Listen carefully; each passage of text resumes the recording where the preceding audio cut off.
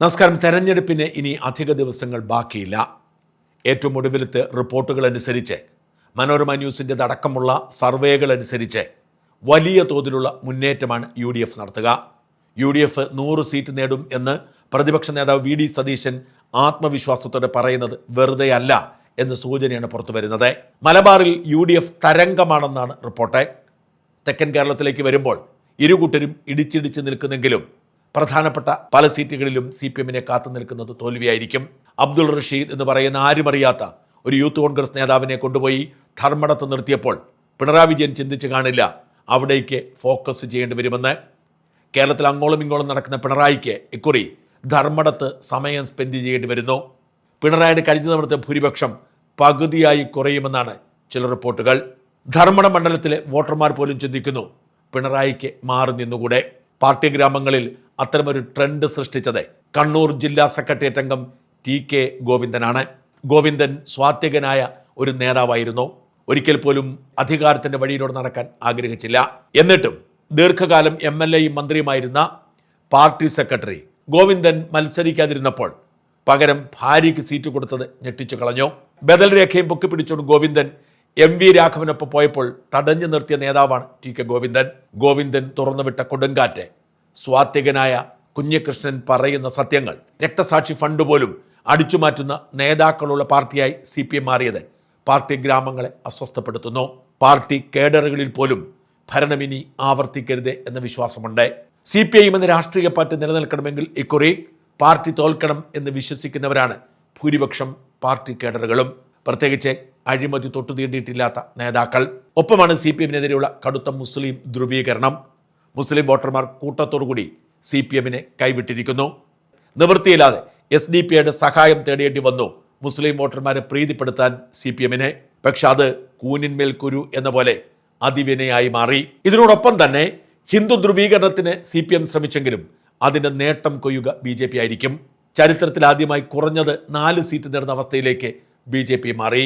അതുകൊണ്ട് തന്നെ വലിയ തിരിച്ചടിയായിരിക്കും CPM-നെ കാത്തിരിക്കുന്നത്. മിക്ക CPM മന്ത്രിമാരും നിലം പരിശാവും എന്നാണ് ഫീൽഡിൽ നിന്നുള്ള റിപ്പോർട്ടുകൾ. മന്ത്രി മുഹമ്മദ് റിയാസും സജി ചെറിയാനും ഒഴികെ CPM-ന്റെ ഒരു മന്ത്രിക്ക് പോലും രക്ഷപ്പെടാൻ കഴിഞ്ഞേക്കില്ല എന്ന റിപ്പോർട്ട് CPM-ന്റെ ഉറക്കം കെടുത്തുന്നുണ്ട്. പിണറായി വിജയൻ അടക്കം 21 മന്ത്രിമാരായിരുന്നു ഈ മന്ത്രിസഭയിൽ ഉണ്ടായിരുന്നത്. അതിൽ CPI മന്ത്രിമാർ വലിയ പരിക്കില്ലാതെ രക്ഷപ്പെടും.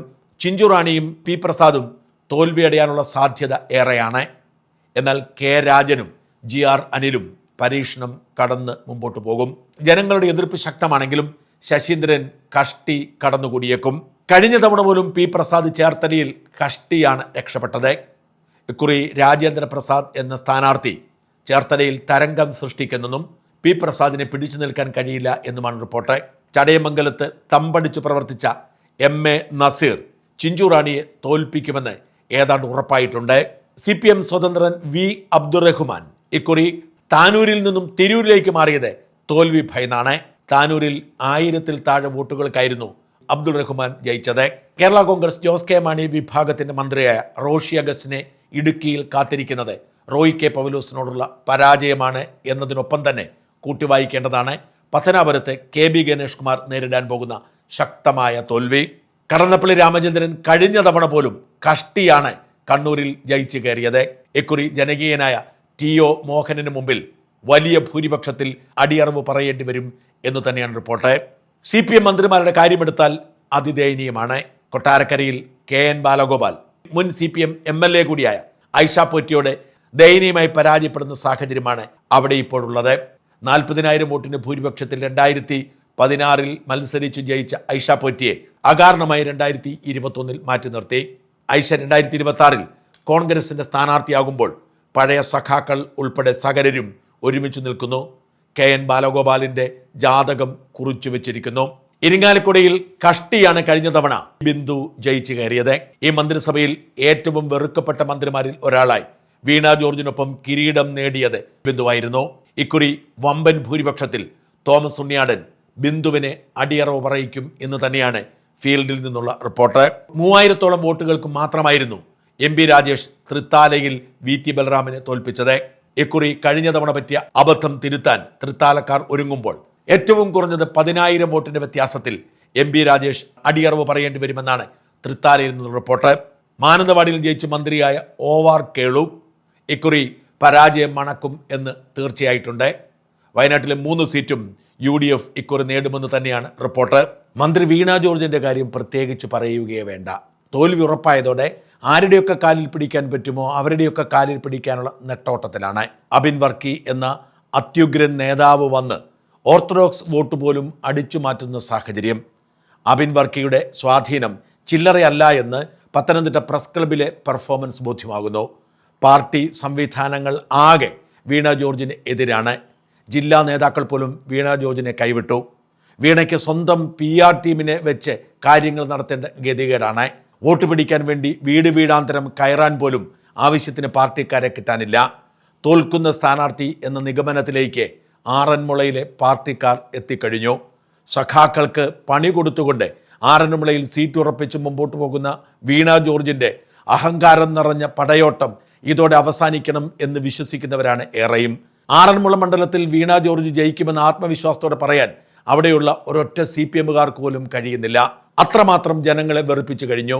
സ്വസമുദായത്തിൽപ്പെട്ടവർ പോലും ഒരുമിച്ച് വീണ ജോർജിനെതിരെ രംഗത്ത് നിൽക്കുന്നു.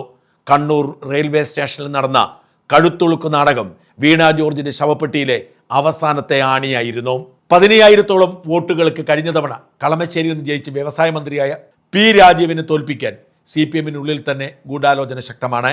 3ാം തുടർഭരണമുണ്ടായില്ലെങ്കിൽ പിണറായി വിജയൻ പ്രതിപക്ഷ നേതാവാകില്ലെന്നും പകരം പ്രതിപക്ഷ നേതാവാകാൻ രാജീവ് ശ്രമിക്കുമെന്നുമുള്ള റിപ്പോർട്ട് തന്നെയാണ് പാർട്ടിക്കുള്ളിൽ രാജീവിനെ തോൽപ്പിക്കാനുള്ള നീക്കം. ഇബ്രാഹിം കുഞ്ഞിനോടുള്ള എതിർപ്പ് മകൻ അബ്ദുൽ ഗഫീറിനോടുണ്ടായതായിരുന്നു കഴിഞ്ഞ തവണത്തെ തോൽവിക്ക് കാരണം. ഇക്കുറി ആ നെഗറ്റിവിറ്റിയൊക്കെ മാറിയിരിക്കുന്നു. P രാജീവിനെ കാത്തിരിക്കുന്നത് വൻ തോൽവിയാണെന്ന് കളമശ്ശേരിക്കാർ പറയുന്നു. പ്രത്യേകിച്ച് കളമശ്ശേരിയിൽ മുസ്ലിം വോട്ടുകൾ നിർണായകമാണ്. നേമത്ത് ഹിന്ദു ധ്രുവീകരണം ശക്തമായതോടെ രാജീവ് ചന്ദ്രശേഖർ വിജയമുറപ്പാക്കിയതോടെ ശിവൻകുട്ടിയും ദയനീയ തോൽവിക്ക് കാത്തിരിക്കുകയാണ്. ഇക്കഴിഞ്ഞ ലോക്സഭാ തെരഞ്ഞെടുപ്പിൽ രാജീവ് ചന്ദ്രശേഖർ നേമത്ത് ഒന്നാമതെത്തിയിരുന്നു.